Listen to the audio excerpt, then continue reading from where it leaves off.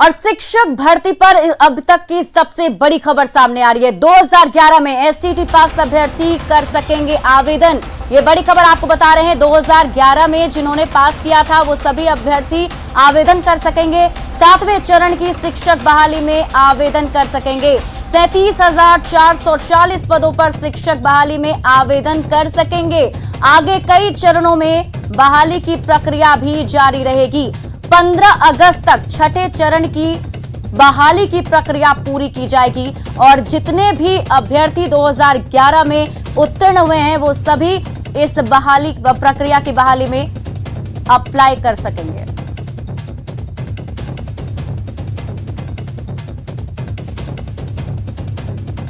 और न्यूज 18 से खास बातचीत में शिक्षा मंत्री ने ऐलान किया है, आपको वो भी दिखाते हैं। टीटी अभ्यर्थियों में अब तक कंफ्यूजन व्याप्त है। ऐसे में शिक्षा विभाग से लगातार अभ्यर्थी गुहार कर रहे हैं कि हमारी मांगे सरकार पूरी करो। जरा बात करते हैं, बिहार के शिक्षा मंत्री हैं विजय कुमार चौधरी हमारे साथ। सर, रिजल्ट जब से जारी हुआ है ये हंगामा खत्म नहीं हो रहा है।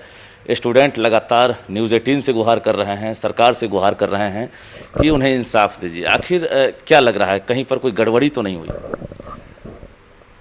आप देख रहे होंगे कि जो भी मांगे आती हैं या जो भी बात उठाई जाती है उस पर सरकार पहले से ही सजग रहती है और जब निर्णय ले लिया जाता है तब कुछ लोग उस मांग को उठाने लगते हैं। जैसे याद होगा कि वो not in merit list, qualified, ये सब वाली बात जो की जा रही थी, जब हमने आप ही के चैनल के माध्यम से या दूसरे तरह से मीडिया के माध्यम से लोगों को बता दिया कि ये पात्रता परीक्षा है और पात्रता परीक्षा के मेरिट लिस्ट से नियुक्तियां नहीं होती हैं।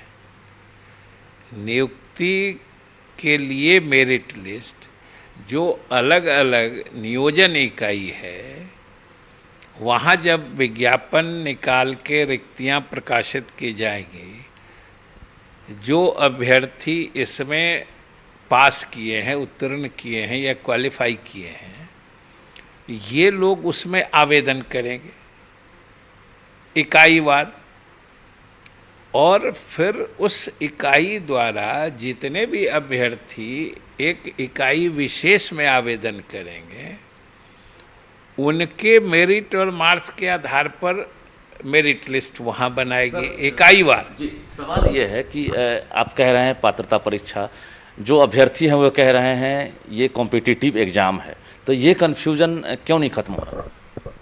नहीं तो ये दोनों में आपको कन्फ्यूजन कहाँ लग रहा है? दोनों सही है।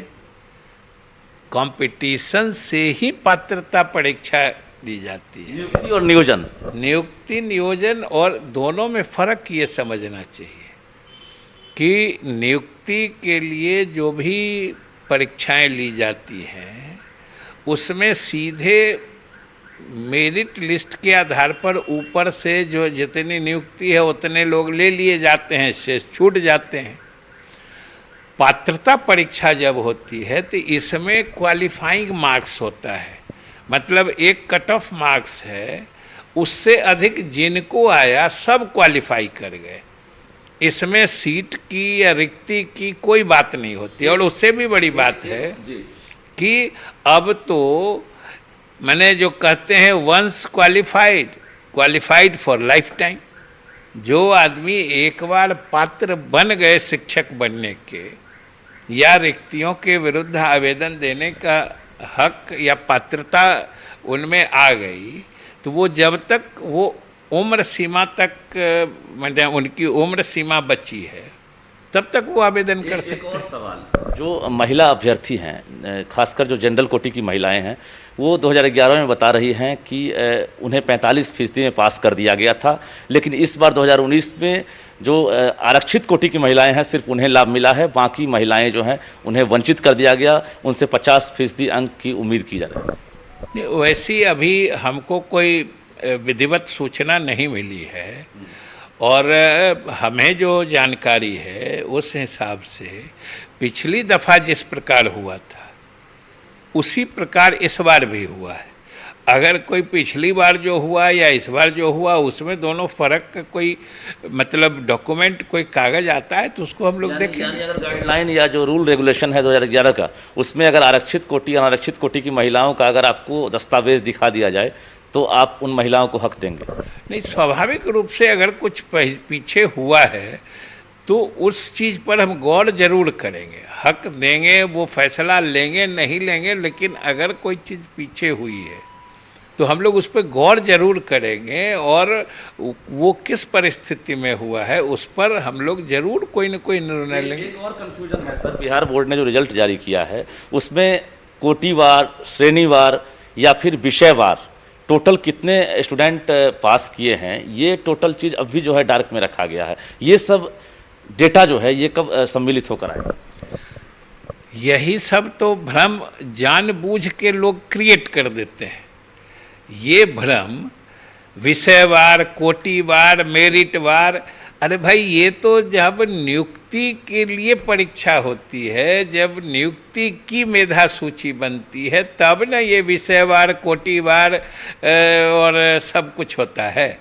अभी तो पात्रता परीक्षा है, जो लोग भी क्वालिफाई किए, जो लोग भी पास किए वो सब लोग पात्र बने। चलिए एक और कंफ्यूजन है उसको भी दूर कर दीजिए। 2011 वाले जो भी एसटीईटी पास अभ्यर्थी हैं जो नौकरी के इंतज़ार में हैं, 2019 वाले जो हैं उनका भी रिजल्ट आ गया है। क्या 37,440 जो पद की बहाली हो रही है इसमें 2011 वाले उसी विज्ञापन में बहाल होंगे या इनके लिए फिर 8वें चरण का इंतजार? नहीं, 7वें चरण की जो रिक्तियाँ प्रकाशित होंगी उसमें 2011 वाले भी आवेदन डाल सकते हैं। और आप जो कह रहे हैं कि वो 2011 वाले नियुक्ति के इंतज़ार में हैं, आपको तो पता होना चाहिए कि वो इंतज़ार अब छोड़ चुके थे, वो निराश हो चुके थे। और ये हम लोगों की सरकार ने फैसला लेकर उनको फिर से मौका देने की व्यवस्था की है। फिर से लाइफ टाइम वैलिडिटी मैंने मान्यता प्रदान करके उनके सर्टिफिकेट को जिंदा रखा है पात्रता परीक्षा पास करने का। और अगर उनकी उम्र सीमा बची है तो निश्चित रूप से वो अप्लाई कर सकते हैं। एक और सवाल, 37,440 पद हैं, अब 11 वाले भी शामिल होंगे, 19 वाले भी शामिल होंगे। आंकड़े अगर देखेंगे तो 60,000 से प्लस हो रहा है दोनों की उत्तीर्णता का जो ये है। अब सवाल ये है कि आपके पद जो है सीमित हैं। वर्तमान में अगर डेटा की बात करेंगे, उत्क्रमित विद्यालयों की संख्या आपके रीजन में लगातार बढ़ रही है। वर्तमान सरकार पंचायत में हाई स्कूल खोल रही है, +2 स्कूल खुल रहे हैं, तो उस हिसाब से वैकेंसियाँ लगातार बढ़ रही है। ऐसे में 37,440 जो पद है वो आपको लग रहा है कि वर्तमान में जो अभ्यर्थी का रेस है उसको फुलफिल कर रहा है? नहीं, ये तो एक तरह से निरंतर चलने वाली प्रक्रिया है ना। ये कोई ऐसा थोड़े है कि अभी जो हुआ उसके बाद बंद हो जाएगा। अभी तो कई चरण चलेंगे और हम तो लगातार चूँकि उच्च और उच्चतर मतलब विद्यालयों की संख्या बढ़ा रहे हैं, माध्यमिक विद्यालयों की संख्या बढ़ा रहे हैं, उच्च माध्यमिक शिक्षक मतलब विद्यालयों की संख्या बढ़ा रहे हैं। स्वाभाविक रूप से उन सभी माध्यमिक और उच्च माध्यमिक विद्यालयों के लिए हमें शिक्षकों की आवश्यकता होगी।